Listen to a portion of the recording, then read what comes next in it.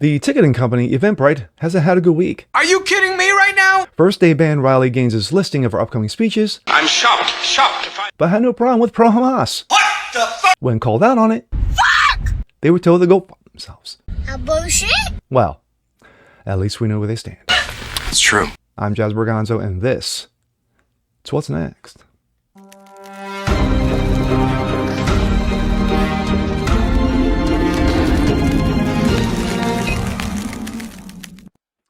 Happy Wednesday, guys. Jazz Berganzo. What's next? Your daily dose. Hope you guys are doing good today.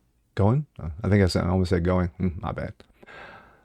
Well, I don't know much about this company, Eventbrite. I know they are a ticketing agency. And of course, they do have listings of many different things, from sports to politics to concerts, what have you. But recently, Eventbrite hasn't had a good week. You know, Riley Gaines, of course, she's a savage, former NCAA championship swimmer who got caught up in a controversy with a dude who likes to feel pretty, called them out on it, and has been defending women's sports ever since. Well, she had a listing for an upcoming speech. Eventbrite said, yeah, we don't like it, so they took it out of their listings. But surprisingly, they had several pro-Hamas events listed. But they didn't seem to have a problem with that. Gee, I wonder why. And when they got called out on it, well, things happen. And here we go. This comes out of Outkick. Eventbrite hanging up, blocking callers who asked about pro-Hamas listings. What? Why? Last week, Outkick questioned the ticketing company Eventbrite about its decision to bar the listing of Riley Gaines' upcoming speech at the University of California, Davis, while several pro-Hamas rallies appeared on the site. Neither Eventbrite nor its CEO, Julia Hartz, responded to our multiple requests for comment. Instead, the chairman of the company, Kevin Hartz, told us to go ourselves on Twitter. He then denied that Hamas listings ever existed. We showed him proof, and the company deleted the pages without explanation some 12 hours later. Wow, what a coincidence. We haven't heard from Kevin or Eventbrite since. But on Tuesday, Outkick reader emailed us about his own finding. Quote, Bobby, I read your article on Fox News the other day and decided to call Eventbrite directly. I just called Eventbrite, spoke with a person named Brianna. Once I mentioned allowing Hamas supporters on the platform, she hung up the phone and blocked my number from calling back. Wasn't 100% sure was the case until I called again at another number and had the same experience. To be directly connected with the Eventbrite sales team, just thought you should know that this seems to be a despicable company. Thank you for bringing it to our attention. Outkick emailed Eventbrite to ask if it was true that the employees hung up on a blocked caller and blocked the caller, who inquired about the pro-Hamas listings on its site. As expected, Eventbrite did not respond. So we called the company using a same number that the reader provided. The lady answered was quite kind.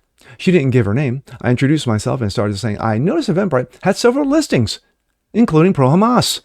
She then immediately hung up the phone. Yes, slammed the phone in its fucking ear. I tried to call back, but the call dropped, and the automated voice service transferred me to an agent. Same with my second callback and my third. Like Outkick reader, Eventbrite apparently blocked my number. The company does not want to talk about the listings. That much is obvious. To be clear, we don't have an issue with the ticket companies allowing users to promote events in support of Hamas. If Americans want to support terrorist groups peacefully, they should be able to do so. Society should not silence them. Society should let them expose themselves as they did. I'm glad elite colleges came out in support of Hamas. It was the unmasking. Don't silence them. Let them expose themselves. The answer to hate speech is more speech. The road to hell is paved with Ivy League degrees.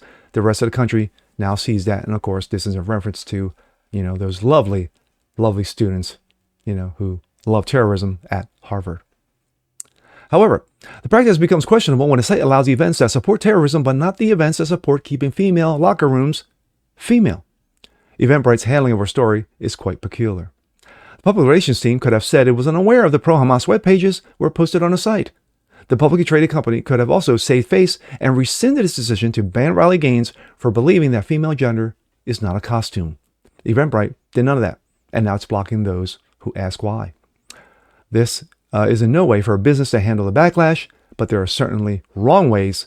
Eventbrite proved it. Like I said in the opener, I'm not familiar with the company, but I agree with Bobby Barak that they should be allowed to post what they post. But yeah, they could have went around it, or they could have went about it differently, more respectfully. To say, hey, here's the reason why we didn't do with Riley Gaines as we did with pro-Hamas listings. Or they could have said, hey, you know what? Mistake was made. We're going to put Riley Gaines' listings back on there, as well as quote-unquote pro-Hamas events. But no, they showed their true colors. Eventbrite is trash. It's a trash ticketing company.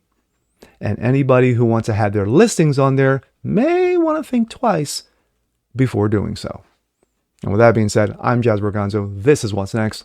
Want to see more like this? Please leave a comment below. Like it, share it, subscribe to it, hit the notification bell so you guys never miss a thing. And we'll see you next time. Peace.